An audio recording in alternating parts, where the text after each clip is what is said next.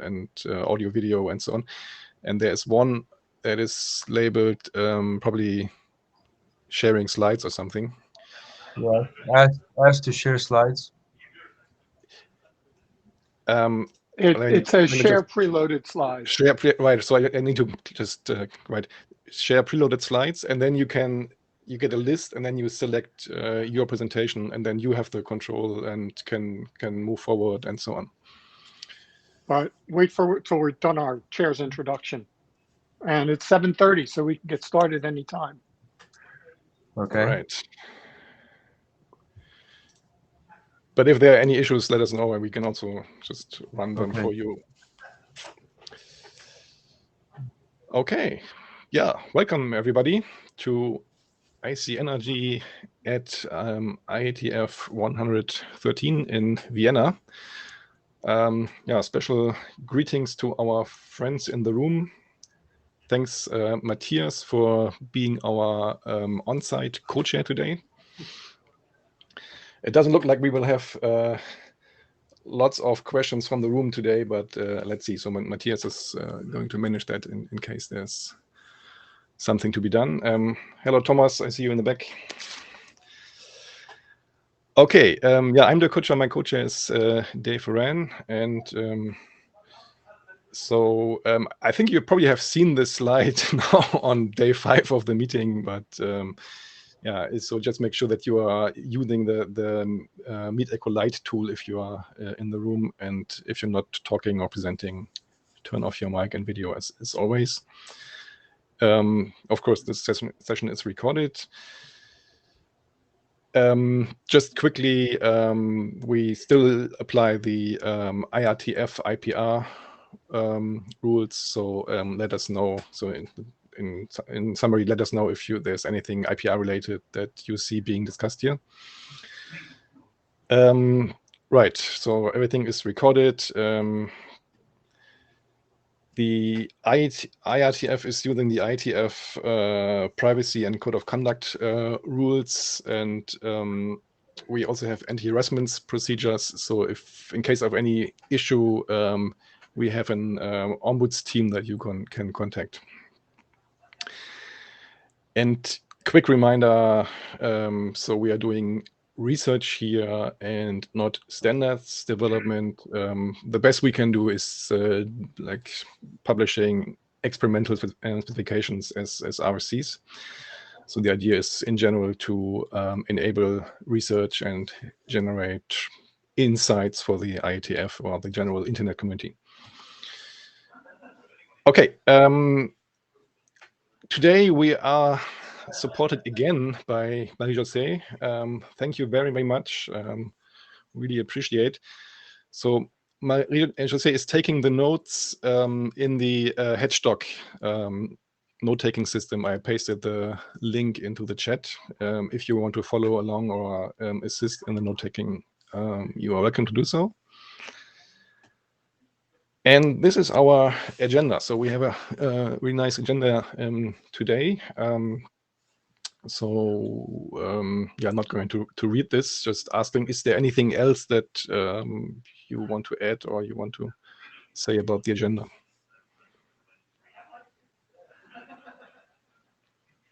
Okay, great. So before we get to Edmund's presentation, let's just quickly check where we are in the group.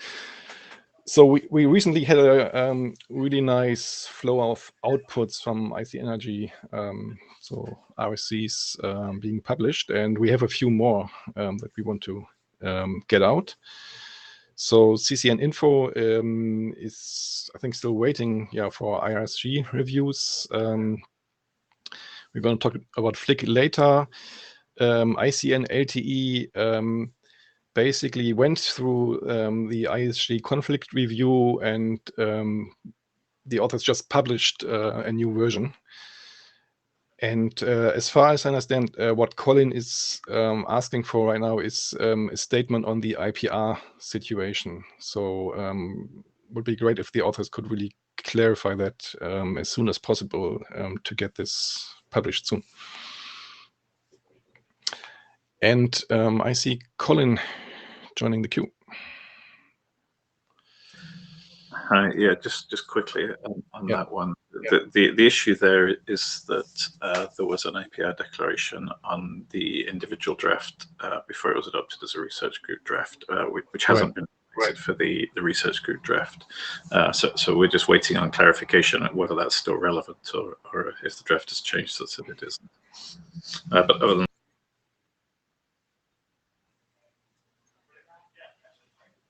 Is it just me, or is your audio breaking up? It's the same here.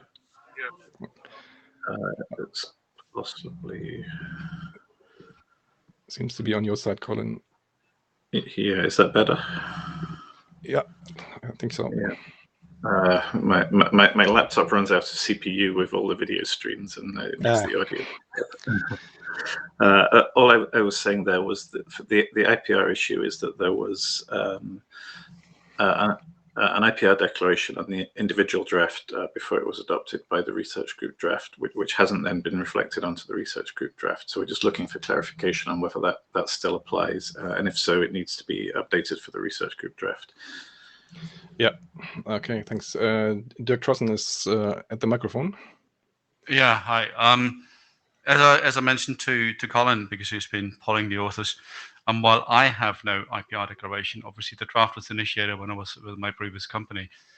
The problem is, as you may recognize, given the current situation, I can't query with the company directly. They won't reply to any email that I send directly. So we've tried to we need to figure out how to get in touch with Interdigital to figure out if there's any IPR that may be pending. I can't declare, I mean, from my side, I say no, but I don't feel comfortable in doing that 100%. So Colin, maybe I can give you a couple of names and you may ping them. They may reply to you. If I do that, they won't. I can if you think it's necessary. That they've already made an IPR declaration for that draft. So. Oh, okay, good. Oh, I didn't realize that. Good, thank you.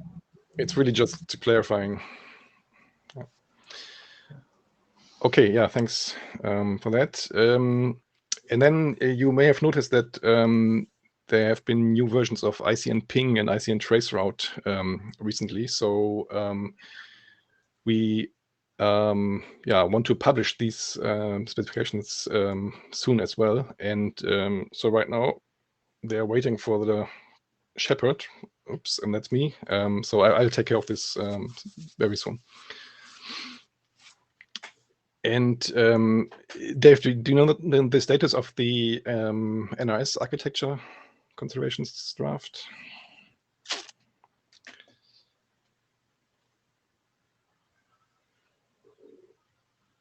We can't hear you.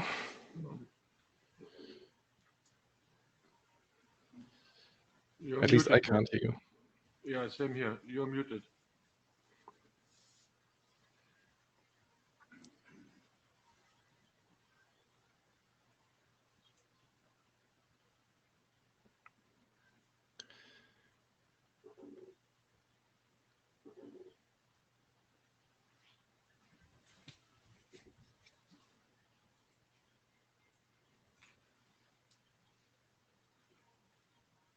Hello. So I think this is actually done. So we're waiting for it to be published. So maybe Dave can come back later and clarify any questions that may arise. Okay. So with that, let's move to our first presentation. And Colin.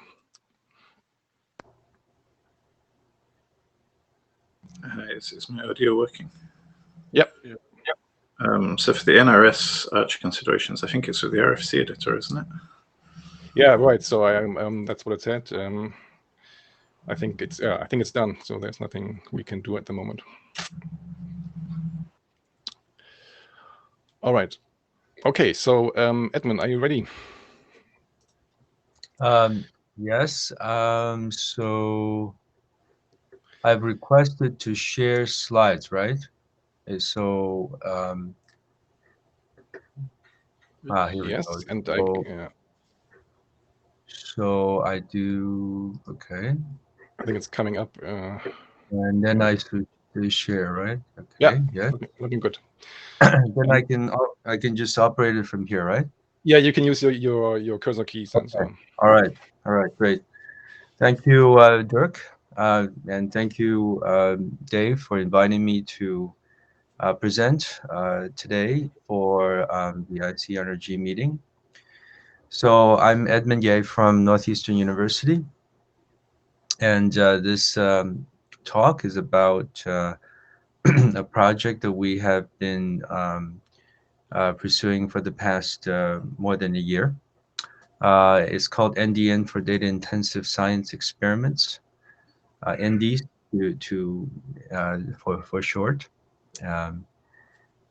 So this is actually a follow-on to a project which is called Sandy, which started in 2017, and I believe 2 years ago I made a presentation to ICNRG about Sandy and Nds, and of course at that time it was more preliminary. So the project concerns data-intensive science. So the examples that we're considering here are examples such as Large Hadron Collider, high energy physics, LSST, the Largest Synoptic Survey Telescope, or SKA, or genomics. These types of science applications, essentially you have a situation where there is an enormous amount of data being taken either at one or a number of different locations around the world. In the case of Large Hadron Collider, of course, the data is being taken in CERN and in Geneva, and that information then has to be distributed around the world to a couple of hundred different institutions for analysis. And these are very big data volumes that have to be distributed, and they're distributed for analysis purposes and computation purposes. And so we had started this collaboration almost 5 years back, and there exists actually a problem in this area because the data volumes here, for instance, for Large Hadron Collider, are set to grow very fast, almost 10 times due to high luminosity, what are so-called high luminosity experiments coming up. They're already on in the order of exabytes, and is set to grow another 10 times in the next couple of years. And even given the considerable resources that LHC network has, they're still going to have a lot of problems in handling this data volume and distribute it around the world. So they actually sought out NDN, and particularly our group, to work with them to build a new system for them as a future system that can distribute this data more effectively for the LHC community. So this particular project is funded under the CC STAR program by the NSF, and the team consists of myself, who's I'm the lead for the project at Caltech.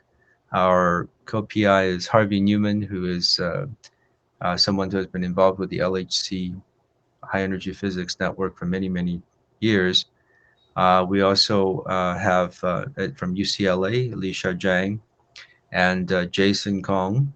So Lisha, of course, has been a leader of the NDN team for a long time, and Jason Kong is an expert in FPGAs from UCLA. We also have participation from Susmit Shanagrahi from Tennessee Tech, and Susmit has been working with NDN team for a long time also, and he had previously worked in the climate area using NDN for climate. And of course, we're in partnership with LHC, the genomics collaborators, and the NDN project team at large. We're also interested in this particular project on genomic data, although that work is still more preliminary compared to the work for high energy physics. There is a need to use diverse computation, storage, and networking resources to meet the challenges that have been posed by these data-intensive science fields. And I think during my last talk 2 years ago, I outlined the need to essentially build a system with an architecture which is more appropriate for the needs of these applications, which are very much data centered around data. So the traditional architectures, which centers on connections and servers and processes, are not especially well suited for these applications, whereas we believe that NDN is well suited. And what we're doing is to build a data-centric ecosystem for providing agile, integrated, interoperable solutions for heterogeneous data-intensive domains. That is sort of the overall goal. And Nds is an important project in furthering this goal. I want to make sure that yes. So what are the goals of Nds in particular? It is to deploy and commission the first prototype production-ready NDN-based petascale data distribution, caching, access computation system serving major science programs. So it actually has an ambitious goal of really putting in a system that can work for data-intensive science based on NDN. LHC high energy physics is the leading target use case. Biogenome, human genome projects, Atlas, LSST, SKA are future use cases. We want to leverage NDM protocols, high throughput forwarding caching methods, containerization techniques, integrated with SDN methods and Fpga acceleration subsystems to deliver LHC data over wide area networks at throughputs approaching 100 gigabits per second. So we want to really build a system that delivers data over a real wide area network. And a lot of the work actually is in interfacing with entities such as Internet2, ESNet, to actually put this network together and test it over the geographical, it's basically cross-country right now in the United States. We would like to dramatically decrease download times by using optimized caching. We're building an enhanced WAN testbed with high-performance NDN data cache servers. All right, so this talk is really about updating the progress of Nds, what have we done over the last year or so. So I would like to talk about a few things that this team has been doing. I would like to discuss the Nds deployment architecture and Ndnc, which is an integration of Ndnc with NDN-DPDK for the purposes of the Nds project. I'd like to discuss the WAN testbed and the throughput tests that we've been performing, and also the experiments that we've been doing with optimized caching and forwarding. I'd like to discuss the congestion control work that is currently ongoing at, in the UCLA group, and how that's interfacing with caching considerations, and also discuss the Fpga acceleration work that Professor Kong's group has been doing at UCLA. All right, so let's first talk about the deployment architecture in Ndnc. So here's basically the deployment architecture, and to me this looks a little bit small actually. I hope you guys can all see it, see it full screen here. So you can see that we have basically on the left here, you can look at it as the consumer side, and on the right hand side is the producer side. We have developed a containerized setup where you see that we're building Docker containers, which enables us to make this work for various kinds of operating systems.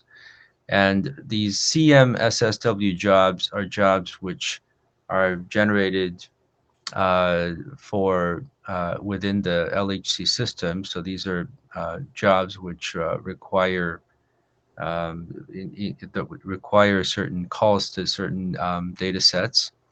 And Xroot-D the Xroot-D plugin is essentially a plugin that interfaces with the between the calls within the LHC networking environment, and then turns these requests into essentially NDN consumers.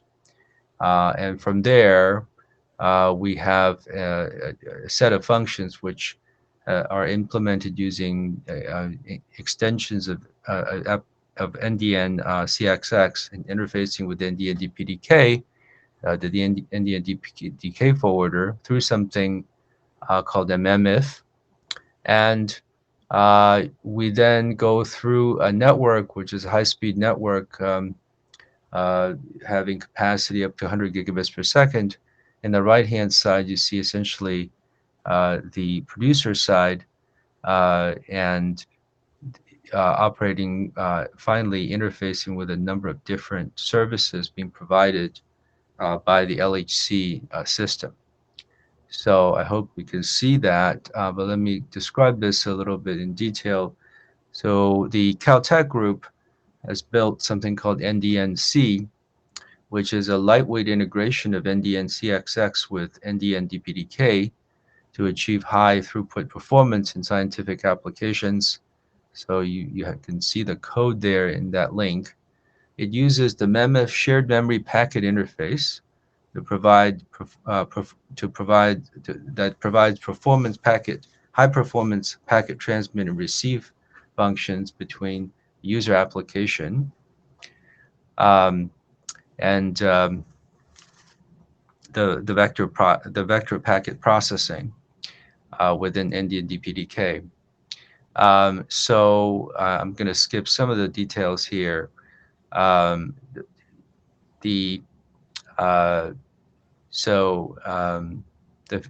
Each phase can transmit and receive one or many of these blocks in a single burst, and it offers PIT token support, which is something that is needed by Ndn DPDK.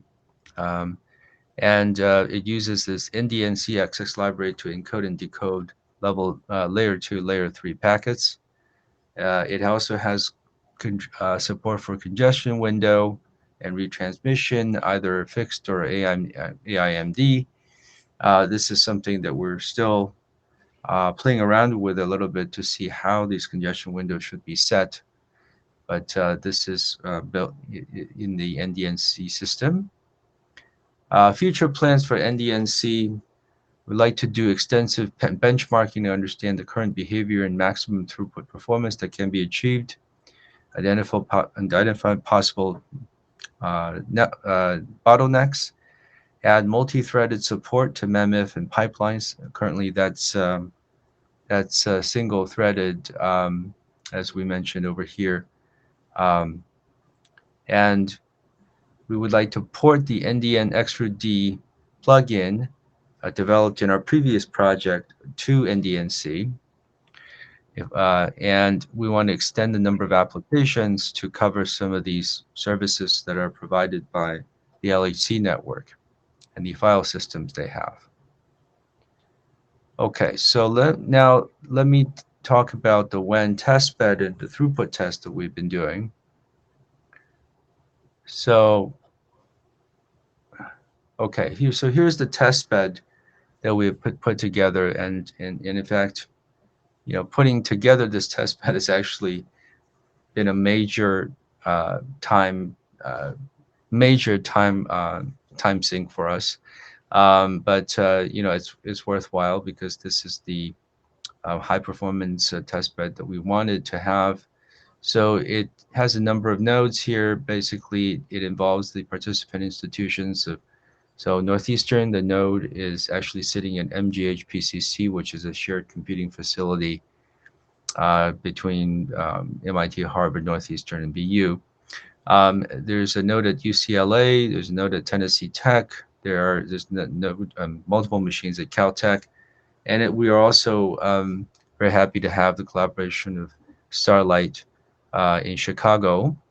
So you see, this is a topology. Essentially, it's a fully connected network here, and with different link capacities here. We have very high capacity, high speed links of 100 gigabits per second between Northeastern all the way to Caltech, and then some of the links are smaller capacities, 10 gigabits per second. But these are, it's a pretty high performance network and running across the country here. And you also see the specifications, the configurations for the machines sitting on this network. So we have quite a bit of flexibility. Edmund, Yes. do you allow questions in between, or should we do them at the end? I'm open. So okay. Yes. Ken, go ahead. Hi, Edmund. Hi, Ken. Are these running? Are these all over Internet 2? And is it L2 stitching? Yes, is that what they are? Okay. Yeah, thank you. We put this together with a lot of collaboration from Internet 2, ESNet, and yeah, this is running at layer 2. Yeah, so we have these VLANs. The numbers you see there are VLAN numbers which have been provisioned, and in fact, just doing the provisioning, the VLANs sometimes can take months to accomplish, as you know, if you work on these things. But yeah, it took quite a bit of time for us to put this thing together, but it is operating. These are dedicated. There's a dedicated host at each one of these sites. Is that right? Yes. Or are they yes. Are they VM? Some of those machines are shared, but so the machines that sitting at the participant institutions, they're all dedicated. The machine at Starlight, I think is shared, but it's not heavily used by other applications. Yeah. Okay. Thanks. Mm-hmm. Yeah. So this is the network that we're currently experimenting over. And it's an incredible actually resource that we actually have here, because we're able to do real experiments on a wide area network basis. It also, of course, requires a lot of upkeep. For the throughput test, I won't go through all the details here, but basically, we actually wanted to do the throughput test from on the 100 gigabit link from Northeastern to Caltech, but because of various reasons, the VLAN from Starlight to Caltech was only recently put up. So we ended up doing the throughput test basically on that orange link here that you see. But basically what that does is it sets up a loop at Starlight between two machines sitting at Starlight. The path actually goes from Starlight in Chicago to Canada and then back to Starlight. So but we do have a consumer and producer on two different machines, and the capacity of that link, that path, is basically 40 gigabits per second according to iPerf. And you can see the configurations of the machines there. We have 2 threads for each consumer application, and running 3 forwarding threads, launching 6 consumers simultaneously. Currently, we're using a fixed window size for congestion, and there are various reasons for that. Well, we have a dedicated path there, basically. And we're sending the files, which are 1 gigabyte to each. These are evenly allocated on the 3 forwarding threads, and we are caching these files at the producer so they can access them quickly, and we request them from the consumer machine. So what we're getting here, and we're really trying to push the throughput on this path here, is you can see that over a span of 6 minutes, we averaged throughput over the different consumers is listed for the total of about 21 gigabits per second. That's the highest numbers that we got.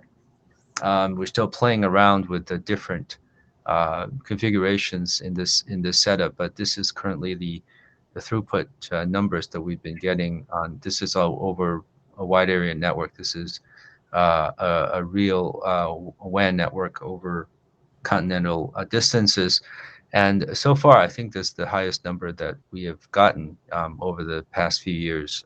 We previously had gotten some numbers more in I think at SC19 we had 6.7 gigabits per second, and at SC21 we achieve about 14. So so you know we are definitely pushing that throughput and understanding better what kind of what the system is capable of. Of course, this is running the consumer and producer that we have written, and working with integrated with NDN DPDK, and you can show that really NDN is capable of high performance over real wide area networks. Okay, now let me talk about caching and forwarding. And so this is also a big part of the project, is that to try to test in a real experimental setting these caching algorithms that were first developed by my group at Northeastern.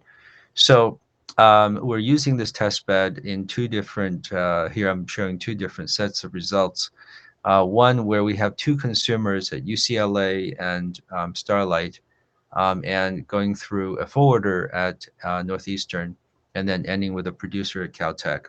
And another one with two forwarders in the middle, one at Northeastern and one at Tennessee Tech. And we have 30 files, which each file is 4 gigabytes, and we generate requests at the consumers according to a ZIF distribution. And we run this caching algorithm, which been developed by my group called VIP. And we will then compare the performance of that to a case where you do not cache anything, or use kind of LRU kind of caching, or an improved version of that, which is actually within the Ndn DPDK implementation called ARC. So these are real experimental results. Here, what I'm plotting is the different colors corresponding to the different file indices. So file 1 is the most popular one according to the ZIF distribution. File 30 is the least popular one. And they're ordered like this. And now the algorithm that we're running, the caching algorithm we're running, it doesn't know the ZIF distribution beforehand. It actually just adaptively measures these things and adapts the caching pattern adaptively in real time without any prior knowledge. And so here what we're plotting is basically the cache score, which is output by the which is put out by the VIP algorithm. And you can see that actually at the forwarder node where the cache is, the cache score of that most popular file is actually the highest. You can see that they're ordered in the right way. And if you actually see what is actually cached at the forwarder node, you see that it's caching exactly what it's supposed to cache. So the cache is capable of caching 5 files, and it caches 1, 2, 3, 4, 5. So this is exactly what it caches after some stabilization. We run it for a few minutes, and now what's interesting here is we plot the result of compare the performance of the different scenarios here. On the x-axis is the throughput in gigabits per second. On the y-axis is the delay. Okay, that's actually the download delay. So you see that the numbers for, so we plotted the numbers for what you get at Starlight, what you get at UCLA, and the overall average. And the square ones are one for VIP. The circles are for the ARC, which is a version of LRU, and the triangles are for the case where we use no cache. So you can see that VIP is actually getting lower delay and also more throughput in general. The differences between ARC here is not big, but in the next experiment, you will see that it actually gets bigger. So you see that the effect of caching is basically to increase throughput at the same time as decreasing delay, because essentially because you bring it closer to the consumer and you decrease delay that way, but also because you make unnecessary further transmissions of the request upstream. Therefore, you sort of reduce congestion in the network and you further reduce delay, and you also increase throughput. So you have both the effects here. Now, in the next, And just a real quick question: is this yeah. DRAM caching, or do you actually have external I/O going on? Yeah, this is using caching in the yeah. Let me. So this is caching using no. This is DRAM caching. Yeah. Mm-hmm. Great, thanks. Yep. Right. So the next experiment. Let me see. Oh, here. Yeah. Yeah. So in test 2, remember in test 2 we have two nodes, right? Two nodes in this, so 2 caching sites, and in this case, at the first one, you see that at the northeastern one. So what you expect here. I would just want to point this out. In the second one, where you have the 2 nodes here, you would expect that the first caching point should cache the top 5 most popular files, and then the next 5 should be cached over here, right? That's what you would expect. In fact, that is pretty much what happens. So you can see at the first forwarder, you cache the top 5. Okay, in the next forwarder, you essentially cache the next 5, but with some minor variations here. Now this I think has to do with essentially the stochastic variations of the algorithm, but overall you see that it is the files that are being the right files are being cached here, and of course the algorithm is doing this completely adaptively.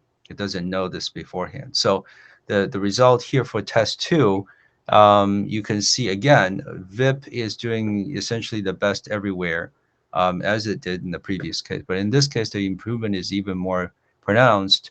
It has greater throughput and lower delay than compared with ARC, and certainly compared with no caching. So this shows very clearly that if you are clever about caching, and by the way, we have actually not even totally exploited the full power of VIP, because VIP is actually a joint caching and forwarding algorithm. So because here in a topology, we really don't have much in the way of multipath capability. So we're really only leveraging the power of caching, and already we're getting a lot of improvement in the performance. So the next step for us is really to test out these topologies over the WAN that has more multipath capability, and I think we'll get even better results. But it takes time to do that, and we will report that in the future. All right, so let me see what I can say. I don't know how much time we still have, but I want to say briefly about what the work that has been happening in congestion control and Fpga acceleration. So Lisha's group at UCLA has been working on congestion control, and they've actually been working on the impact of caching on congestion control. So there are some interesting examples they've been studying. So for instance, in this particular example, you have 2 consumers, C1, C2, that are fetching the same object from the producer P, and the objects are segmented. However, C1 has a higher capacity, higher speed connection to F1, which is a caching point, and C2 has a slower connection. So the expectation is that C1, the C2 is going to start first. Okay, C2 is going to start first, And the expectation is that C1 will initially be satisfied by the cache because C2 pulls the object first and caches it at F1. So C1 will initially be satisfied by the cache and later catch up with C2 and eventually be satisfied by the producer. However, what is actually observed, so you see that C1, because it has a higher bandwidth, your expectation is that it would first get it from the cache and then later catch up with C2 and be satisfied by the producer, right? But what actually happens in simulation is that C1 may never catch up with C2 or be satisfied by the producer.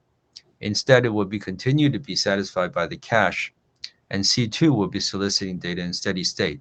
And the reason is that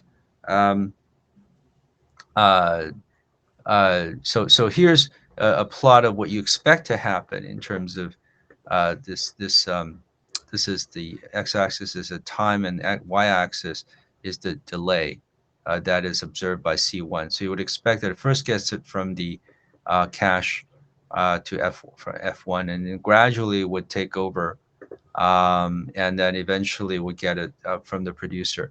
But because what happens is that so the scheme that I think Lisha is working on is, the congestion the control is based on looking at the difference between the interest sending rate and the data receiving rate, so that C1 will essentially look at this and interpret this difference because it's getting it from the receiving rate is essentially lower than the sending rate. So it interprets this as a congestion signal and actually decreases its request rate.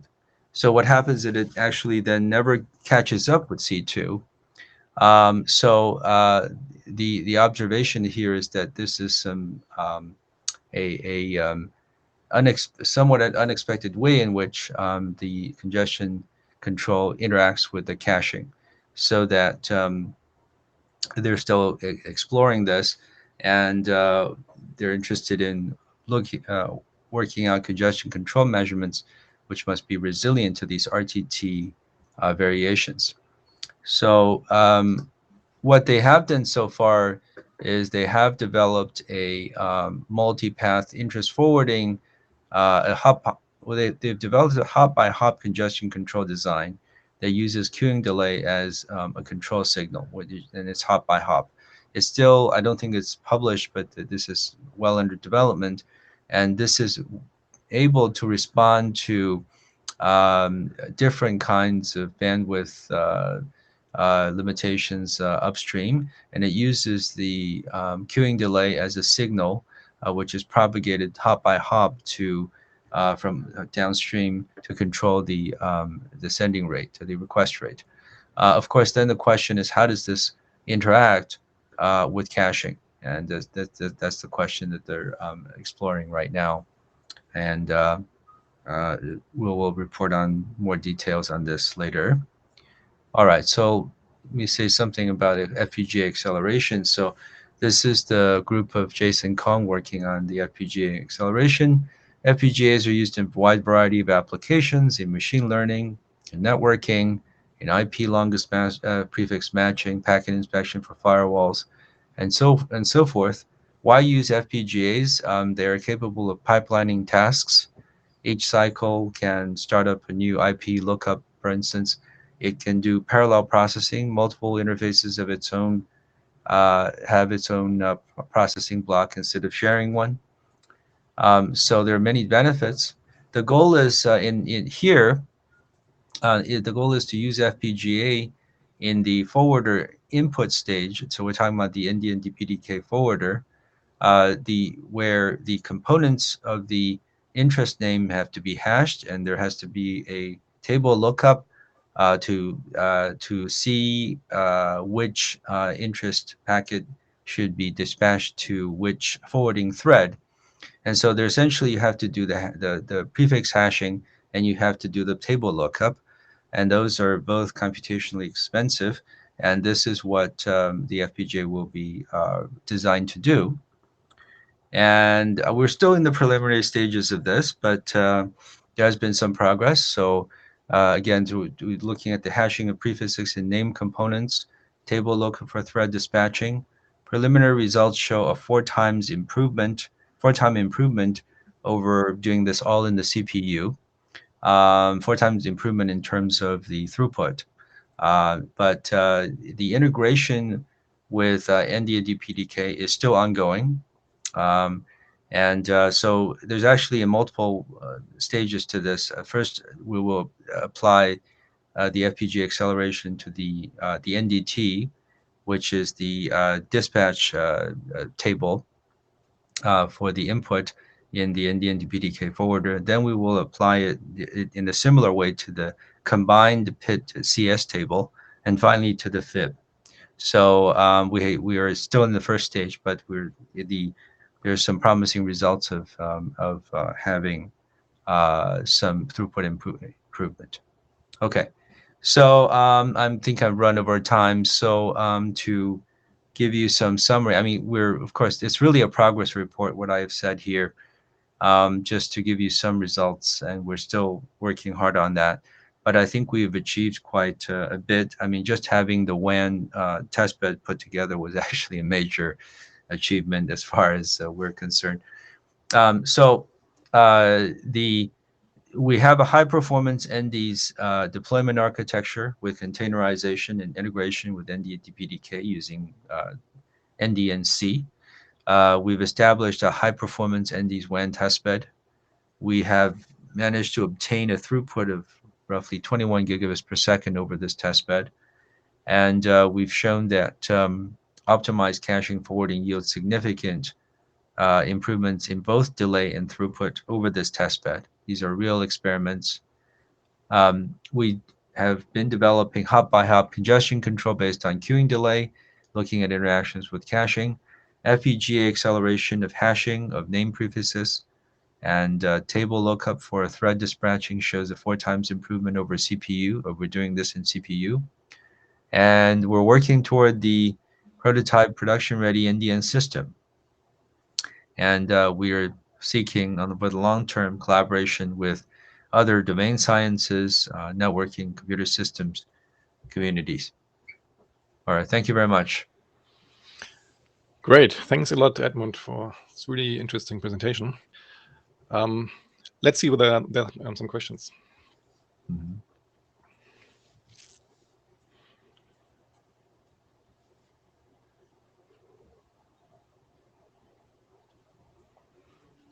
So one question that I had was, so I mean, this is obviously, a lot of work went into setting up this testbed and really accelerating this data access for these large data sets and so on. I was wondering, so once you are able to do that, often you want to do something with the data. So it's like processing the data. Is that also in scope of the Nds project? Yeah, it's a good question. So it was actually in the proposal, there was a section in the original proposal, it was proposed that we would also look at joint data movement and computation scheduling of these workflows. But due to then the budget was cut a little bit, so we removed that from the scope of the project for now. Obviously, that's the ultimate goal of hopefully a continuation of this project, is to not only deal with the data movement, which is what we're doing right now, but to handle the workflows. And that's something that's definitely very, very relevant. And this is the whole problem in high energy physics application and many of these other applications. So I think there's still a lot of work that remains to be done. But I think that the data movement is definitely the first step. Okay, yeah, cool. Mm-hmm. So we have Thomas in the queue. Hello, Edmund. Thanks for this very interesting talk. A question on your caching analysis. I mean, you're considering high energy physics or other huge bulk scientific data, and you were assuming a zip distribution.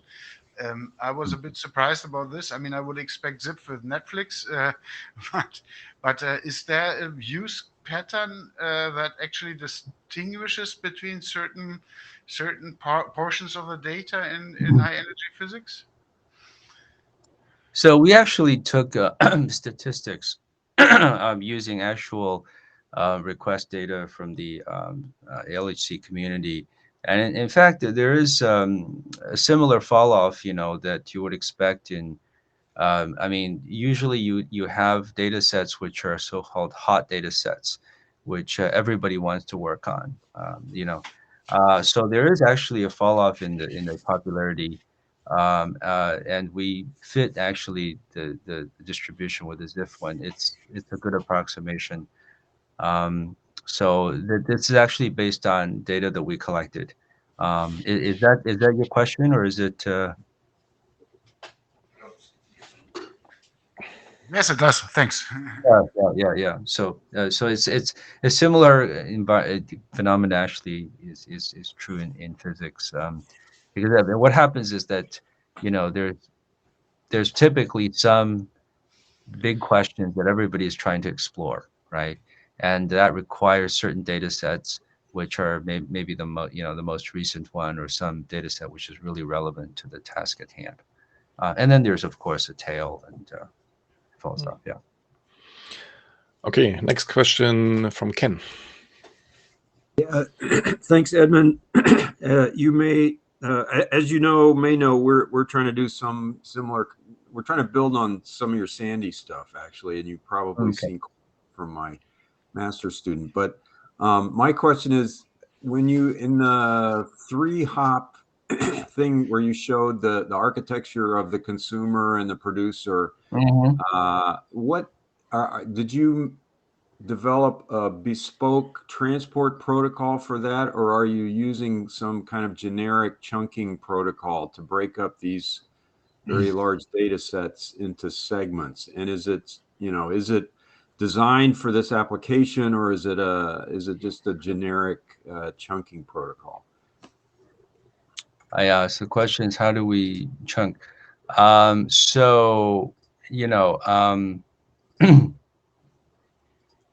Yeah, I'm trying to find this. So I think it's okay. So I think these are. So I'm not sure if my student is online right now, but maybe he can give you better details on this. I'm not sure. I think he's there. Feel free to.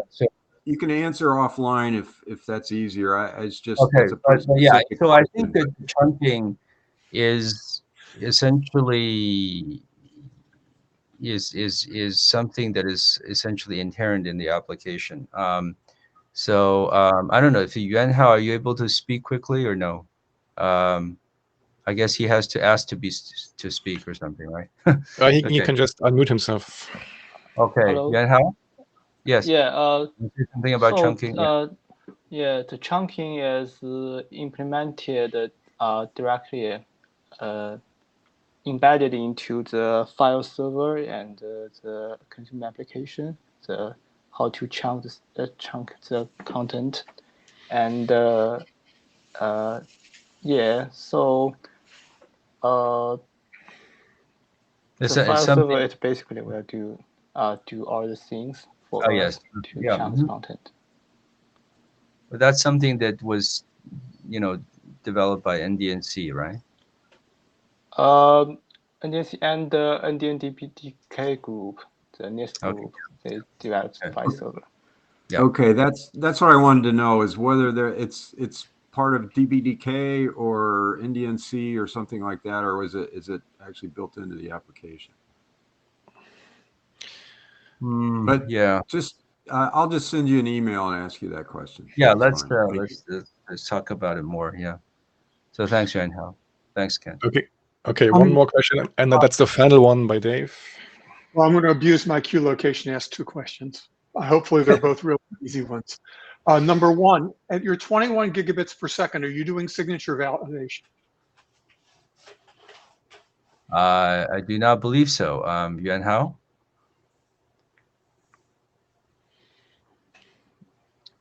We're not doing signature validation, right? Right. So you're not actually exploiting the security properties of NDN. Yeah. So what happens is this in the I mean, that's a good question. In the high energy physics application, I mean, that's something we will be doing. I think that's the sort of the provenance aspect is a part of the project, but right now we're not doing that.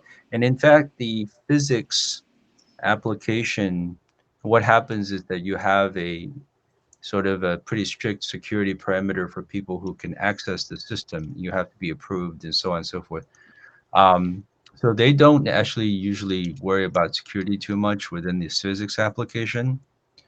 But nevertheless, we, as a part of the project, we did propose to put the signature, you know, to sign the packets and to verify them, you know, to provide provenance. So we haven't done that yet. Okay, and then one final quick question, which is 4x improvement over CPU for an FPGA seems not very impressive. Do you have any insight into what the bottleneck is? Yeah. Yeah, you're right. I think it's not. I think that these results are still preliminary, to tell the truth. I think Jason's group is still working on that. Well, just for the future, I'm really interested in this subject. Dirk and I have been working on some stuff that's going to be bottlenecked on FPGA style hashing of these load distribution to cores. So I think it's really that work's of really broad interest, and publishing some stuff on that would be really great. Well, thanks. you know, so I absolutely. I don't want to say anything definitive here because Jason's group is really the expert on that. We can take this offline, and I can probably give you more insight talking with their group about, but it's ongoing work. You shouldn't see this as finalized by any means. Trying to do network coding the same way was that if you can't exploit the high parallelism by doing, 20, 50, 70 packets at a time in the FPGA, you're just not, because the clock rate, the inherent clock rate of the FPGA isn't just all that high, right? So you really need to be able to parallelize things. Absolutely. So I think you're right. I think this is not that impressive yet. But the FPGA work, I have to say, it is ramping up. The first part of the project was much more focused on these other things that I talked about, the caching and setting up the WAN testbed. But I think during the next couple of months, we should be seeing much more ramping up of the work on FPGA, and we'll keep you updated. Great, thanks. Okay, thanks. So I'm sure people have more questions, so have I, but yeah, let's defer this to the mail list. I'm sure Edmund will be happy to answer your questions. Thanks again, Edmund, for being here at this early time. Yeah, thanks for the opportunity. Hope to see you again soon. Yeah, of course. Thank you. Okay, so let's move on. And next would be Cheng Gunuwan on data time encoding for Ccnx. Yes, thanks, Dirk. Hi, Dirk. Hi, Dave. Hi, Vienna. I think you can hear me right? Yeah, the audio is very well. I'm asking to share slides. Yes, granted.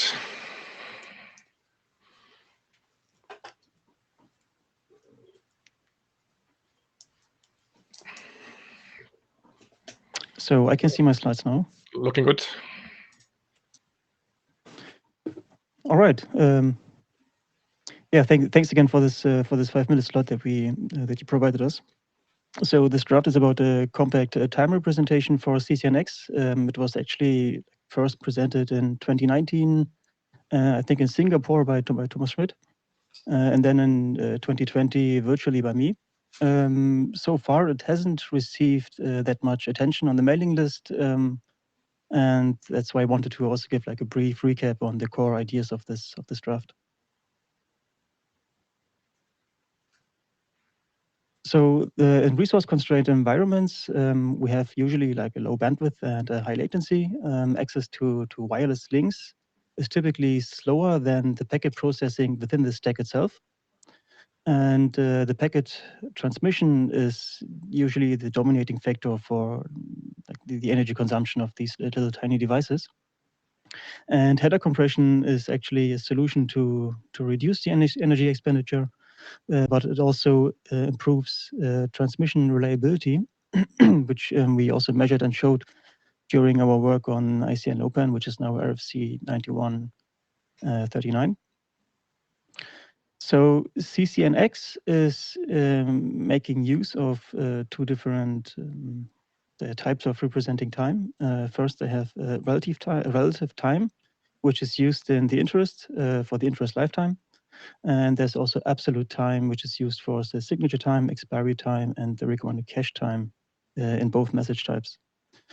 The relative time is unbounded. This means that the TLV supports an unlimited number of bytes that you can use to represent the offset. And the absolute time is limited to 8 bytes to encode the Unix time in milliseconds. And in this particular draft, we are the idea got inspired by RFC 5497, which is time TLV RFC it's a time present or like a dynamic range encoding for Manet routing style protocols. And this is all very similar to the work in IEEE 754, which is the floating point standard.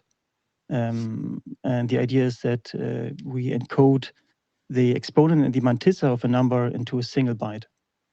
And using the formulas that you can see at the bottom of the slides, we can calculate a time value, which is in seconds then, from this one single byte. The subnormal form of this formula is needed to solve actually the underflow issue, because if you only go with the normalized formula, then you have a huge jump between 0 and the smallest number you can represent. So in the last presentation in 2020, we actually presented like multiple configurations for this single byte, because you can play around with the mantissa and the exponent sizes and come to like different ranges. And so also on the mailing list, we had this discussion 2 years back, and I think this is the configuration that we converged to, and this is also now in the draft. And with this configuration, we can have numbers that range from 0. You can see on the left side of the table, there's the subnormal range, and then it goes in 7 millisecond increments until the normal range, normalized range, and from there on it goes logarithmically until a very huge number, which in this case represents close to 4 years. And can we ask some questions? And yeah, sure. So Ken is in the queue. Sorry, I just forgot to leave the queue. I don't have a question right now. Okay. Then Dave is in the queue. Yes, Dave.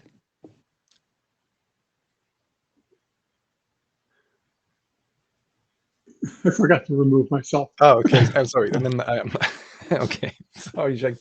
Please go ahead. All right. So if there are any questions, then please raise the hand. So from here on, there was this huge question also 2 years back on how actually we can integrate this compact time in the current Ccnx protocol specification. And there were like multiple solutions to that. The solution that Mark Moscow was also giving a lot of input on the mailing list for that. So the solution we went with currently in the draft is that if we, for example, look at the interest lifetime, we say that if we set the length to 1, then the forwarder has to interpret this number as like the compact delta time. And if it's like any number greater 1, then it's the typical Ccnx time delta in milliseconds. For the recommended cache time, it's a little bit different. I said before that's fixed to 8. So it's not actually using other sizes. there. So what we said in the draft is, okay, if we use a length of 1, then we put the compact time in there, but you probably saw it's a delta time, so it's a time offset and not an absolute time anymore.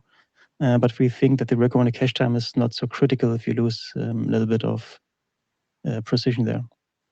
So the forwarder must be able to convert the time offset to an absolute time on return, on transmission and receiving the packets.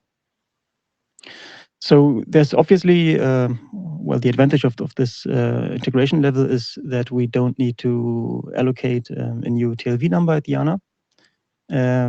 But the disadvantage is that this requires an update to the Ccnx messages RFC, and that if there's a forwarder that doesn't know about this change, then of course the time is like misinterpreted. I think that was also one of the core arguments for Hitoshi. I can see that I can see that he's in the chat at least. So maybe he has something to say to that. So an alternative integration would be to actually define a new top-level TLV. So to allocate a number at IANA, and then we would have something like interest lifetime compact, and this would live like next to the typical interest lifetime. Of course, the advantage is that if a forwarder doesn't know this, the TLV, it probably just ignores it and takes a default interest lifetime. Yeah, the disadvantage is we allocate that number. And this brings us to the end. So there's, yeah, within the 2 years, there were like very subtle changes to the draft itself. The div2 version 3 was actually just to describe the integration level that I just showed you in the last slide. And the div2 version 4 is that we changed the formula to streamline it more to what time TLV was saying, and what we chose for ICNOPAN. And also there's a pseudocode in the draft that specifies how to encode the actual numbers. And we had to update this according to the formulas. And also we added terminology and acknowledgement sections. Yeah, you probably saw we need more feedback also on the mailing list, especially for the protocol integration. So how to integrate these compact times into CCNX. And also there's the expiry and signature time, which is currently absolute time. And there were some ideas floating around a couple of years back, whether we can generate time offsets for these TLVs. The problem is that they are within the security envelope, so it's not that easy to change that on the forwarding. But maybe we can also find a solution for them. So, and then is the question, I mean, if there's interest in the group for this particular work, then would this be ready for RG adoption? All right. Thanks, Cheng, for progressing this and for bringing this back. Yeah, so I mean, we think this is the right type of document for a research group activity. It's kind of it's a useful feature, especially in these high delay environments. And it's raising interesting questions on protocol extensibility. So like from a chair's perspective, I think we would propose adopting this. We will reconfirm this on the mailing list, but in general, I think this is the right type of document for that. Is there any immediate feedback on Cheng's questions, so the protocol integration or the encoding? Okay, because that's what we need, of course, as a next step. So to then make a decision in the group how we want to go about integrating this, especially. And yeah, so let's discuss this on the list then. All right. Thanks again, Cheng. Yep, thanks. All right. So we are moving on with the updates on ping and traceroute. So Spiros can't make it today, so Dave is going to present these things.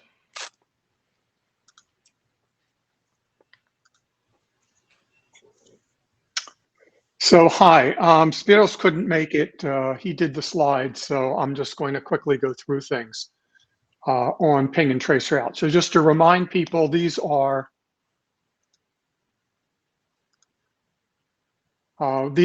instrumentation and management tools for NDN and CCN style ICN protocols, and they're analogous to the similar capabilities we have in ping and traceroute in the IP world, although because the architecture of the underlying protocols is different, the capabilities of these protocols are similarly somewhat different in terms of how they support multipath and how they can support the existence of caching in intermediate nodes.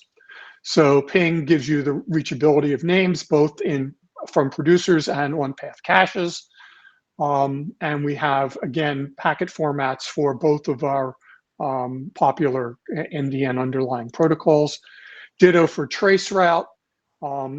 This is a multipath capable traceroute, just as we've seen in the IP world with tunnel trace types of things, but this is now built in on day one. And similarly, we have protocol encodings for both our popular ICN protocols. So the current status is that these drafts have been around for quite a while. They've been implemented in a number of experimental settings. We completed last call in January. Didn't get a lot of feedback, but we got some very good set of comments from Junxiao Shi on the draft, and both have been since updated by the authors. So we had one issue that came up on last call, which had to do with just how to integrate path steering, which is used in the multipath case for both ping and traceroute, into the encoding methodology of this, and decided, based on some discussion, that it belongs in the base protocol as opposed to some intermediate link mapping protocol, because although it's not an end-to-end capability, it is modified hop by hop, but the actual process on each hop is independent of the link type. So the changes in the current version, very quickly, very few. Packet format was updated for the latest version of the NDN formats. We moved the TLV that carries path steering outside after the signature TLV to make sure that it's excluded from the security envelope, since it is modified hop by hop, and made use of the new capabilities in NDN to have types name components. NDN didn't have that until fairly recently. So we use type name components both in the Ccnx and the NDN variants of the protocols to indicate that ping and traceroute require special processing by intermediate nodes. So the next steps is basically the authors think the drafts are ready for IRSG review, and Dirk has is going to have to be the documents shepherd, since your other co-chair is a co-author of the draft. And I'm done, and I'll take questions.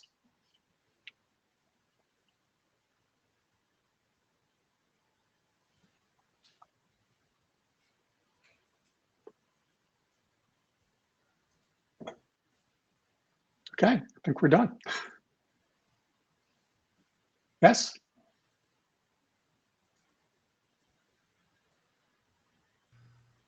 Yeah, I will take care of it. If there are no questions, let's move on with path steering. Oh, one quick thing just for Colin. I'll confirm this with the mail to you, but these two documents are essentially a pair. So the same IRSG person that will probably want to review both, since they're just two peas in a pod.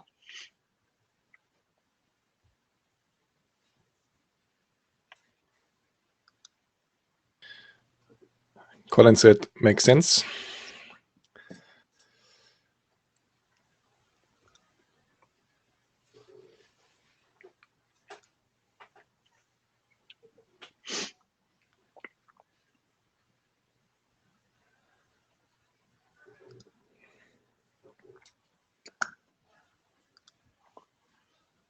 Okay, I guess I'm up for the next one as well. Dirk, you want to introduce it? Yes, so the next one is a refresher on also work that has been done earlier, and that's path steering. So yeah, an interesting capability that we can introduce to ICN, so make path selection available to consumers. And we think it's quite relevant for like the multipath discussions that keep coming up, and like also deficiencies that other protocols have in this direction. And so that's why we thought it's a good idea to look at this again and make people aware. So yeah, Dave, go ahead. Is everybody else seeing the messed up conversion slide on this stuff? Yes. On the title slide? Oh, that's not on purpose. Okay. So, well, we do have a capability of encrypting the path labels. So maybe that's just the encrypted version. It's supposed to say path steering or refresher. All right. So this has been around for a while. And we haven't had a lot of strong motivation to move it forward quickly until recently. And the reason the motivation's gone up, of course, is because we're progressing ping and traceroute, both of which need this in order to be maximally useful as instrumentation tools in a multipath forwarding environment. Because you want to be able to make sure that when you're measuring, for example, RTTs, that when there's a multipath environment, you get individual RTTs for each of the subpaths that might be traversed. And similarly for traceroute, you want to be able to explore for multiple paths to destinations and be able to report on them. So I'll quickly go through this. A lot of this is material you may have seen before, but we haven't really talked about it in a while. So it's probably worth taking a little bit of time to go through it again. So, the underlying problem statement is that ICN communication is inherently multipath and multi-destination. So we don't today have a mechanism for consumers to direct traffic, interest traffic onto specific paths. We do have forwarding strategies in ICN that could spray interests onto various paths, but consumers have a hard time interpreting whether there are any failures or performance glitches when multiple paths are being used. So we need the ability for troubleshooting and performance tools to get this path visibility in order to find problems and do simple measurements. And we discovered the same thing in the IP world when we tried to do things like MPLS and tunnel trace, where there are multiple underlying paths. And hence a lot of work was done sort of like late in the evolution of the IP protocol suite to add these capabilities. And as a result, it was quite substantially messy. So we're hoping that by incorporating these capabilities early in the evolution of the ICN architectures, that we'll be able to do a much cleaner job. So what we'd like to be able to do is discover and monitor and troubleshoot a multipath network connectivity environment, and accurately be able to measure the performance of a specific network path when there are multiple paths. Similarly, we have a number of already published and implemented multipath congestion control algorithms, some of which, not all of which, but some of which work by estimating and counting the number of available paths, identifying paths, and actually allocating traffic to each path explicitly. So we have two that have been published over the last couple of years, one called MERC, multipath rate-based congestion control algorithm, and SMIC, a subpath window-based multipath congestion control algorithm, both of which would be able to properly exploit an explicit path steering capability. So the design of this actually goes back to a paper published around 2018 on path steering and also path switching, which does optimized forwarding paths using path steering. So the design question is, how do you label the paths? And over the last few years, we've looked at a number of possibilities. You can use Bloom filters, which are probabilistically pretty good. We looked at what are called pairing functions, which have minimal overhead in terms of storage, but require some multi-dimensional math in order to compute them, and don't deal with long paths very well. We looked at label stacks similar to MPLS label stacking, which has some nice history behind it, and they're known to work reasonably well, but require being able to vary the size of the data structure as you traverse the network with the push and pop operations. We chose to use fixed size labels simply because we expect path length to be not unreasonably long, and the processing of these to be really, really fast. So the second issue is, how do you discover paths, and how do you steer packets on the paths that are discovered? So one of the nice properties that makes this way easier than in the IP world is that we have symmetric forwarding, symmetric routing, so that packets returning are returning over the same path that the interest is forwarded over. So the interest contains a path label marked in discovery.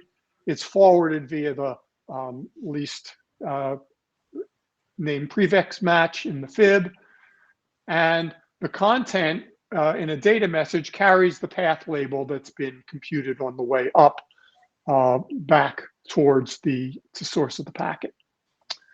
And then a subsequent interest can take this path label that was obtained from an earlier return data packet, not marked discovery mode, and forwarded via the fib and this explicit next hop selection. So we don't bypass fib lookup here. We simply use the path label to select the particular outgoing face among the possible faces that are already in the fib.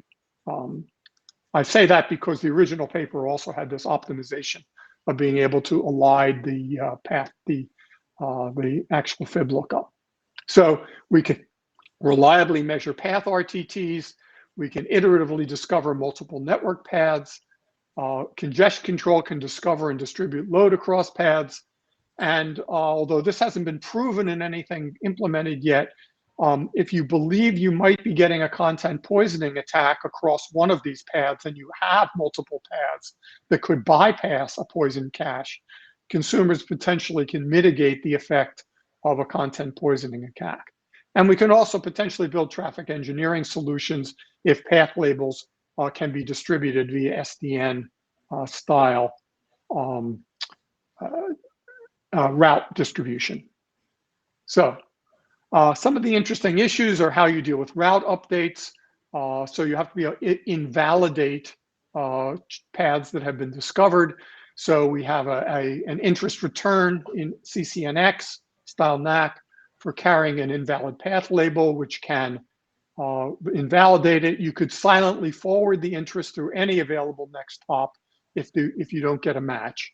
And we can actually control this behavior by either forcing the error or allowing you to fall back or redo discovery. The next obvious problem is how you deal with route updates. We assign new next hop labels every time the fib changes, and on the reverse path, we drop the data or the NAC so that you can invalidate the path. So the last piece of this, which is the only piece that's really changed recently, is how we do the packet encoding. So on Ccnx, we add a new error code so that you can report broken path labels. There's a next hop header that carries the path label, and the sub TLVs that go with that in order to complete the encoding. On NDN, NDN hasn't adopted this, but we have a proposal in the spec for how we believe should integrate this into the NDN packet encoding, which is to have a new packet TLV called path label with essentially the same semantics as we've defined for Ccnx. There's just a picture of what it looks like. Now, there's some security considerations here. They're all in the document. You can look at them. Clearly, consumers could do probing and maliciously missteer packets. But in order to be able to guess a correct next hop on a different path, you have to sort of send about 2 to the 12th interests for this to work. So we have a number of mitigations, in the spec in order to deal with that. And I just unshared my slides. Let me put them back up again. Just a second. Oop. There we go. Back to security considerations. So a second possibility is cache pollution by consumers and producers colluding to inject off-path and bogus objects. So cache entries have to be annotated once you add this capability with the corresponding path label, and only use that cache entry to satisfy interest with a matching path label. And that cache entries should not evict entries for the same object with no path label or a different path label to mitigate this potential cache pollution attack. And I'm done. So I think the issue at hand, which we'll talk about when we're done the rest of the agenda, is whether perhaps we should do an RG adoption call for this work at this point. So thanks very much. Thanks, Dave.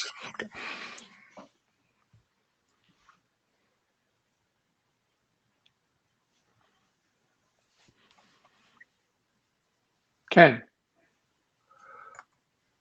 Sorry, forgot to raise. Okay, I'm going to say the words you should never say at a IETF meeting, but I have a question, but I haven't read the draft, at least not recently. So what is it that could you put the picture of the encoding up again, because I didn't quite digest that. Okay, so it's a 12-bit next hop label, and the idea is that it's completely up to the next hop what to put in there. It can be a random token. Correct. Okay. Correct. It just gets recorded in the fib as an identifier for that face in that fib entry. Okay, and there's a link.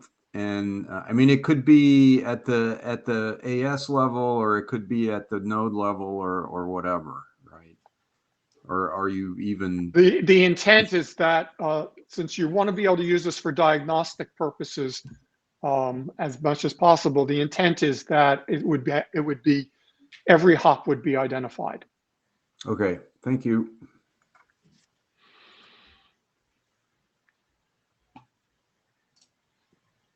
Oh, and please read the draft. We're interested in your comments. I will. Other questions?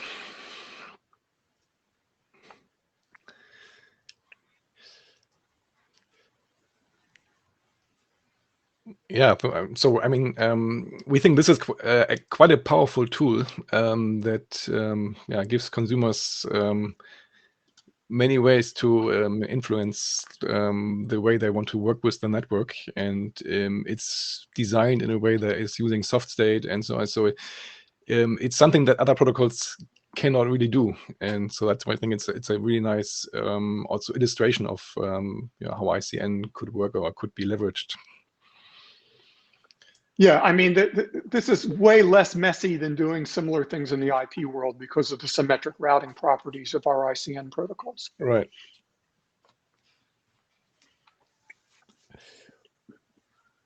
Okay, shall we move on?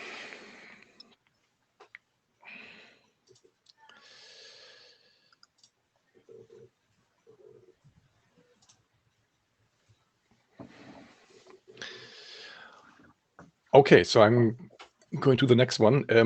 So one of the reasons we put up path steering on the agenda was actually that so when Dave and I were discussing how to redesign reflexive forwarding, path steering was one of the candidates, but in the end we decided not to use it So this is about reflexive forwarding for Ccnx and NDN. And so let me just talk a bit about the motivation. So I mean, there are many demonstrated scenarios where ICN interest data is just fine, very useful. So like Edmunds, data science environments, but also IoT and multimedia streaming and so on. But there are also other scenarios where it's not quite sufficient. So when you would think about how would we, for example, do web over ICN, so something like RESTful communication. So I'm going to explain why that's a problem, or things like remote method invocation, or like maybe phoning home scenarios in the IoT world, or peer state synchronization. So often in these scenarios, you need something like the ability to push data to somewhere, and or you want to have like a sequence of say interactions with like RESTful semantics, and so you need to establish some state and pass some parameters for every request and so on. And so these are, of course, relevant use cases. And so, I mean, in the past, research has tried to somehow, realize them sometimes with, say, maybe, if I can say so, maybe like some hacky approaches. And so the goal for our work here was to enable these scenarios in a way that doesn't completely contradict, say, all the ICN paradigms that we enjoy so much. So having no source addresses, flow balance, and so on. So we think that the scheme here could be a foundation for these scenarios and possibly others as well. And so RESTful ICN, I think that's something that would be needed in, say, anything that has to do with web in the future, for example. So what's the problem for these kinds of interactions? So take web, for example. When you do RESTful communication, you set up a connection to some server. You often transfer many input parameters, authentication, authorization, some kind of tokens, and so on. And quite often you do this with every request. So something like cookies and so on. And so if you look into how like web requests look like today, the header fields and sometimes also the size of the body is really quite large, and so you wouldn't put this into an interest if you can avoid it. So that wouldn't really make sense. And another example is remote method invocation. So for distributed computing, another use case where ICN gets more relevant. So you have to think about how would I include my authentication information? How would I include like potentially large data sets that are needed for some kind of computation on the server side and so on. And then, yeah, so the way that you would typically do this is enable some multi-way handshakes. So, for example, for RMI, you would maybe like want to fetch the arguments somehow if you want to do it in an ICN compatible way, and maybe then perform some authorization. And then other scenarios where you could utilize multi-way handshakes when you do IoT and you have like phone home scenarios. So sometimes you like have something to tell to your home base, but yeah, you don't want like the say cloud-based server to poll you all the time, but you want to notify the server, and then you want the server to fetch the data from you. So there you would utilize multi-way handshakes. Or for any type of peer state synchronization where you need at least 3 handshakes to do this reliably. And so the question is, okay, how would we deal with all these scenarios in ICN? And okay, we have seen some, say, proposals where people just stuff in additional parameters into interest messages. Why is this not a good idea? Well, when we want to like employ congestion control based on, say, the data object size and rate, could be detrimental to just send uncontrolled interest with very huge message sizes. Also, well, if you think about these RMI scenarios, so like client-server communication, if you just push a lot of data to the server that the server needs to analyze to make a decision whether this is a valid request or not, well, this opens the door for, say, well-known computational overload attacks. And you wouldn't want to do this. You want to give the server, say, more control in what he wants to accept and what not. Also, of course, if you think about pending interests on forwarders, that would mean extra state. And if interests are too big that they get fragmented, that's also highly undesirable.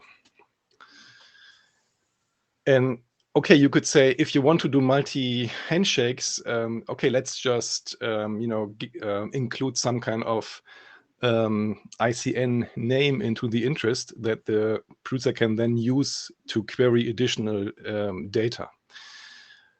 So the issue with that is, so suddenly you would require consumers to reveal something like a source address or a source name, which, well, normally we wouldn't have to do in ICN. And I think it's quite a desirable feature for many reasons. So you could say maybe pseudo anonymity, but also consumer mobility becomes more difficult, right? When you don't have source addresses, it's very easy to move the consumer. But like having a routable address or name that the server needs to know makes this way harder. And so it also would probably result in quite complicated state machines if you have to deal with like multiple exchanges in parallel and so on. And so with reflexive forwarding, we tried to overcome these issues and basically make it possible for a producer or say server to ask for additional data that it needs to perform some transaction perhaps. But we don't want to do it in a way that suddenly the server has to know some kind of routable prefix or like stable name for the consumer. And so what we want to do is basically allow the server to send what we call reflexive interest back to the consumer, leveraging the state in the forwarding system that an initial interest created. So you send an interest to a server, somehow this allows the server to implicitly get back to you, but it doesn't need to have a routable and stable source address for the consumer. And also we want to couple the state that is needed for these, say, interim interest data exchanges in the opposite direction to the overall state of the, say, general interest data exchange. And yeah, this is how maybe it's better to explain it with a picture. This is how you could explain the general operation. So a consumer would send an initial interest, and so this has the usual ICN name to identify the, say, named object on a server, but has additional information. So a reflexive name prefix that we then use to get back to the consumer. So let's just assume that this interest arrives at the producer, and so it enables the producer to maybe check some initial parameters and then decide whether it wants to continue with this interaction and then fetch additional data. And so this could be several interactions, not only one. And then make maybe stepwise decisions how to move on, what else is needed, and so on. So RNP is this reflexive name prefix that we want to communicate. And then, so once the, say, reflexive data has arrived, this would enable the producer to kind of do the computation or complete the transaction and then return a regular data object, D1 here in the end. And I see Thomas in the queue. Yeah, please go ahead. So if I look, if I look at this picture, then I would expect that any consumer is able to send to a single producer such a request with a reflexive name prefix, which means looks to me like a very nice DOS attack vector, isn't it? So if you have a botnet, you send from many places, you send this RNP X1, and X1 is actually your victim, and then you're pretty well in the game. That's something that we have to avoid, of course. So maybe let me continue with the explanation, and then I think it becomes clear. So in the previous version that we talked about some meetings back, the system worked in a way that we actually expected forwarders to install a FIP entry in a, say, separate database that would then later allow them to forward these reflexive interest back to the consumer. And so this kind of works. You can do it this way. And so it's the say forwarding information here is still bound to this say outer interest data exchange. And so when, for example, the like D1 data object gets sent back, then the forwarders would also remove this reflexive FIP information. But of course, it has the disadvantage that you have to maintain this extra data structure and manipulate the forward information base and so on. And that so we thought about, okay, how could we maybe make this a bit more elegant, a bit more, it's maybe easier to implement as well. And so the current version was actually inspired by the PIT token approach that the high-speed NDN DPDK forwarder used. So this was published in a paper at ICN 2020. And this is a system that Edmund talked about earlier. So in these high-speed forwarders, you have additional interesting challenges. So you often have sharded PITs because you have multi-core forwarding, and you want to give the forwarders an efficient way to map and send incoming data object to the to the correct picked instance in a sharded system.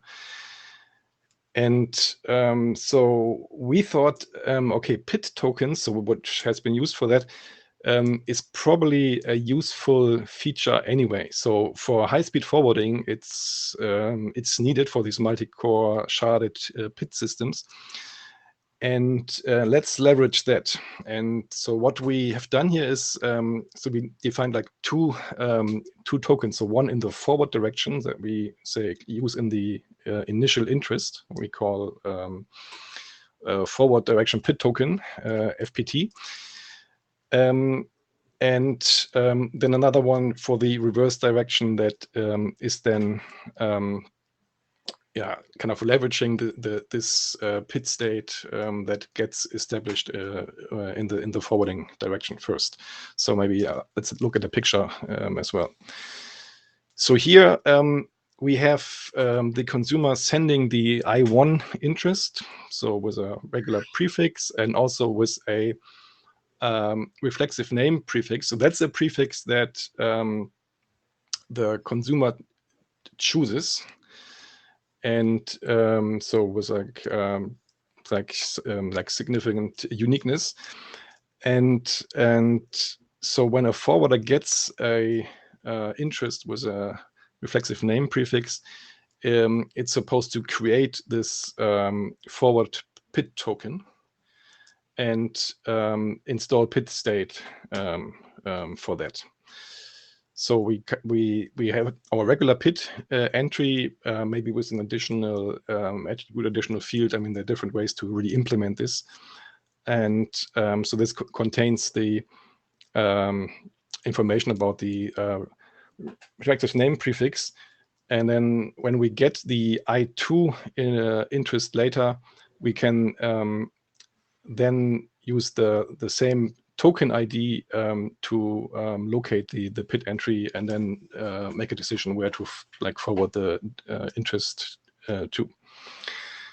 So that means the producer is receiving these interests, is then kind of mirroring this forward PIT token into this reverse PIT token field, and then sends the reflexive interest back to the original consumer.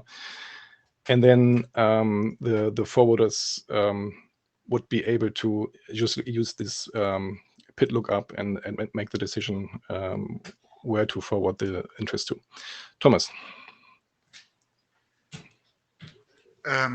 This looks to me as if you assume that the forwarders on your reflexive way back, so this is with interest 2, are actually have seen interest 1. Absolutely. But this absolutely isn't obvious to me, because I mean, if you forward from the producer interest 1 using the prefix x1, then you're using the FIPS in between, and the FIPS are forward directing, and they need not be the same. I mean, they need not be the mirror of the other FIPS on the way to the producer. So it need not be symmetric, but that's what I'm saying. Right. Fib on the reflexive interest going back. Sorry? Say again, Dave. That's why we don't use the fib on the reflexive interest going back. We map directly onto the PIT entry of the original interest. Okay. So and then use the incoming face to forward the reflexive interest. Yeah. So this absolutely relies on symmetric forwarding. And if you don't have it, then this wouldn't work. Ken. But now you are using the PIT to forward interests. Is that right? It's the same PIT, or it's not a separate, or it's a different. I'm trying to understand the exact difference between this and what you had before in Rice. Right. So previously, we actually had to install, say, routing information in the forwarders.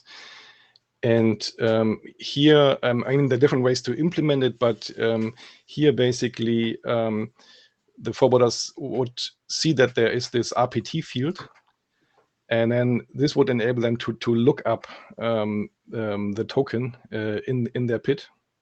Okay, so there's a different processing path. When an interest arrives, it has one of these forwarding path tokens. Right. Tokens. So of course, this would also require a modified forwarder behavior, but we think these changes are more benign than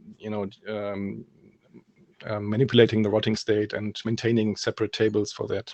Right. I guess I'm just reacting to calling it a PIT entry, because it's really forwarding an interest. It's not a pending. In some sense, it is a pending interest, but is it? I mean, you see this as the same data structure. Is that right? Well, so this I2 interest here that goes back to the consumer. I mean, first of all, it's a regular interest, except that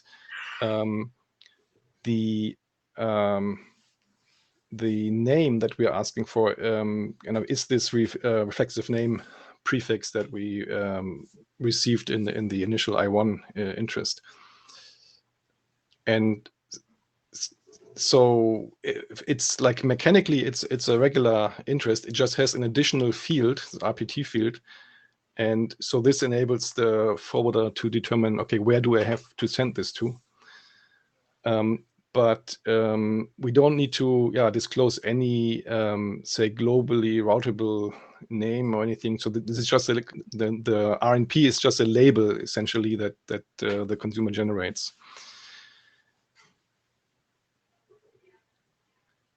Thanks. Right. So these PID tokens are typically hop-by-hop extensions or hop-by-hop features in NDN or the Ccnx. So one question is, okay, how do these names actually look like? So I didn't really explain it well, but so the idea is that you would communicate a prefix, and so under this prefix, the consumer could like provide different, or like a set of information, like a cookie, username, or something. It would be different data objects.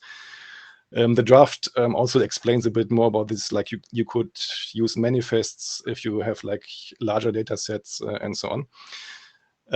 But the prefix itself, well, it would be a new name component in Ccnx and NDN, and it's essentially just a random 128-bit number. So we were referring the UUID, RSCs, how to generate it. And so it's nothing that has any significance outside of this interaction. And this is also why, to Thomas's earlier questions, this wouldn't enable you to do any kind of reflection attacks to non-related or third-party entities in the network. And yeah, so again, so you could use this as a prefix and then construct like different types of names, or maybe just a manifest that then refers to additional objects and so on. So this could also be used for like several interactions. If you think about, say, something like web interaction where you have multiple maybe parameters that are needed for the server to process your request. And yeah, so as we mentioned, so there is, of course, new node behavior required. So details are in the draft for consumers, producers, and forwarders. And but so we haven't really implemented it yet, but we think that the forwarder modifications well, are actually not as invasive as we had it for the previous version. So you need this PID token generation when you receive this interest as the first forwarder on the path, and when you see an interest with this reflexive name prefix. And so we think this is maybe a good approach if you want to cater for both like high performance forwarders and just standard software based ones. So it's relatively easy to implement, but it still wouldn't screw up performance in these high performance scenarios. Yeah, I'm not sure we have to go through these specifications. So, but we provided encodings for both Ccnx and NDN. So it's slightly different because they use different mechanisms. Maybe let's talk a bit about what this could enable. So we talked about remote method invocation, RESTful, and data pull from sensors. And for RMI, we had this previous work that we called RISE, remote method invocation for ICN. And so there we would also use this system, because we would also have to send some request parameters when we want to initiate a remote method invocation.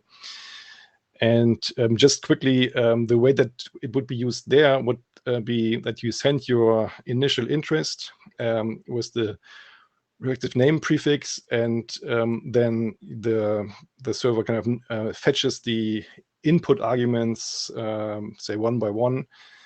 And so in this system, then we would have the additional interaction. You would kind of return the data object here with a handle that allows you to fetch the computation result later. So because well, this should support long-lasting computations and so on.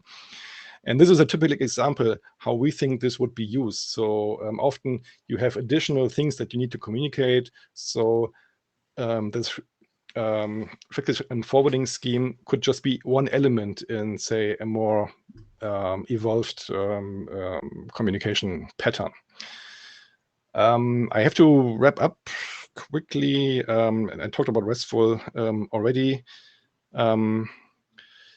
And just quickly for this, say, it's IoT phoning home scenario.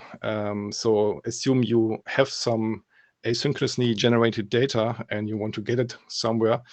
So you could, say, use the I1 interest to kind of notify your data sync or database or whatever, and then this would trigger this reflexive interest and then fetch the actual data item. Okay,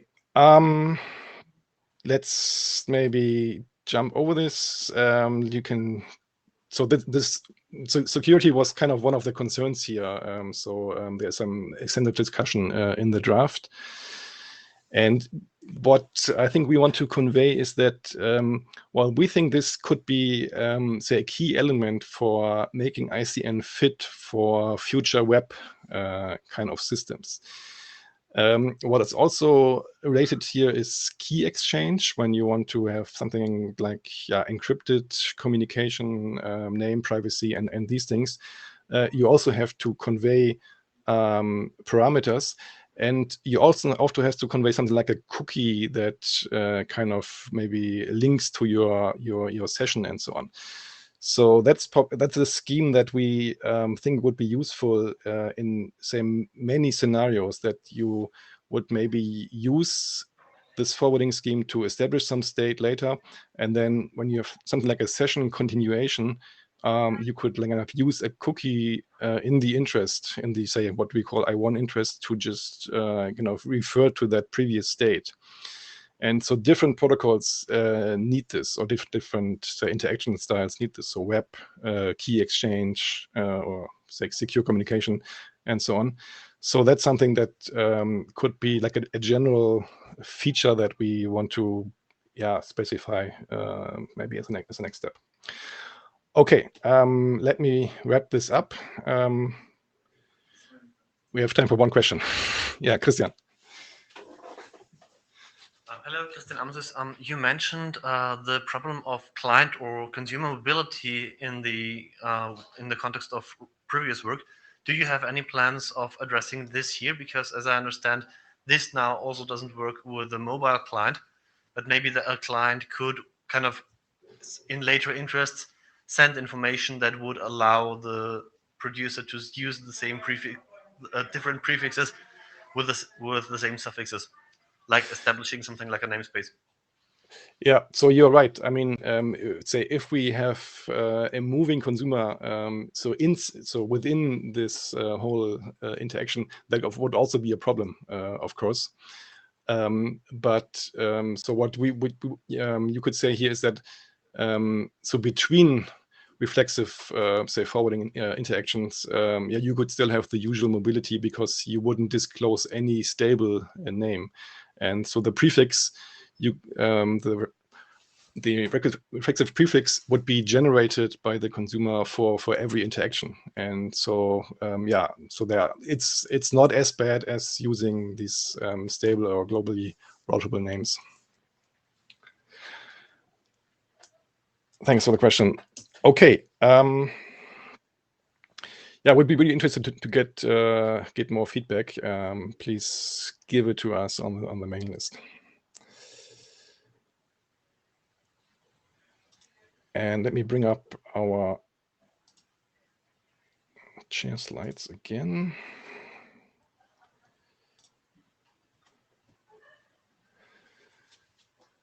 So Dave, do you want to talk to this?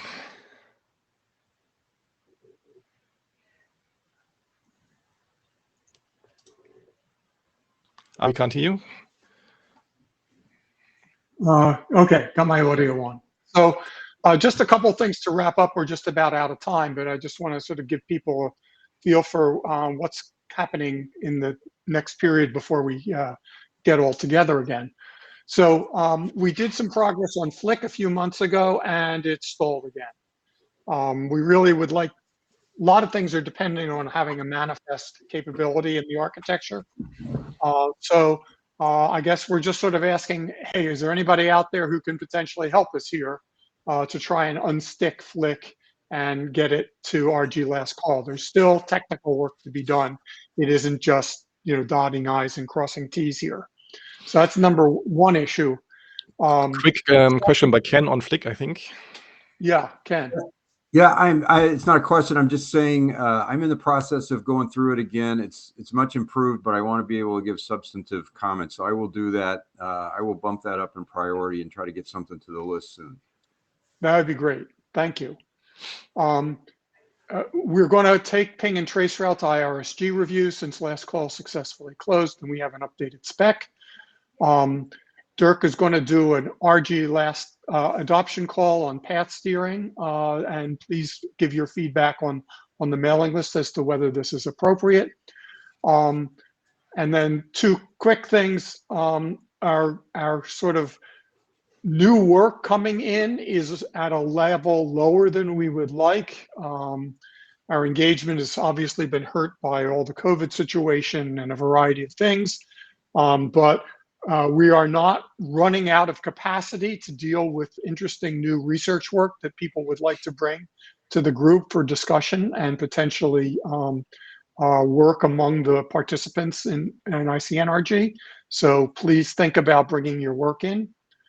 We may have some interesting possibilities for doing joint work with the computing and the network group, since ICN protocols do actually do a lot of computing in intermediaries because of the complexities of forwarding, and potentially some of the work we're doing on distributed computing fits in ICN as well as with that.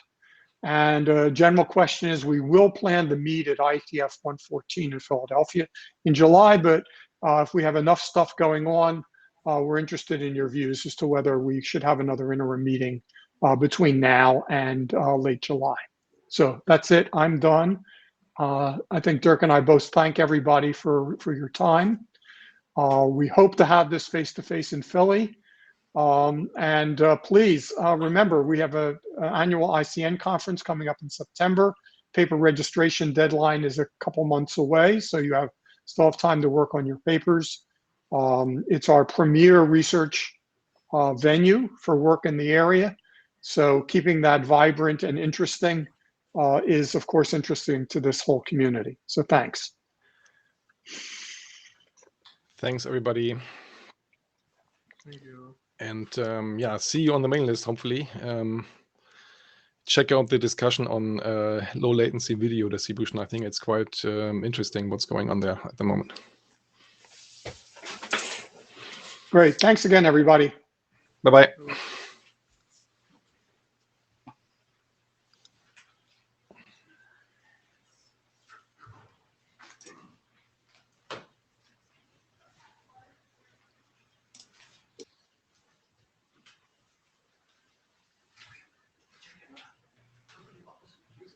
And a special thanks to our on-site chair, Matthias, and our note-taker, Marie-José. Bye-bye. Bye.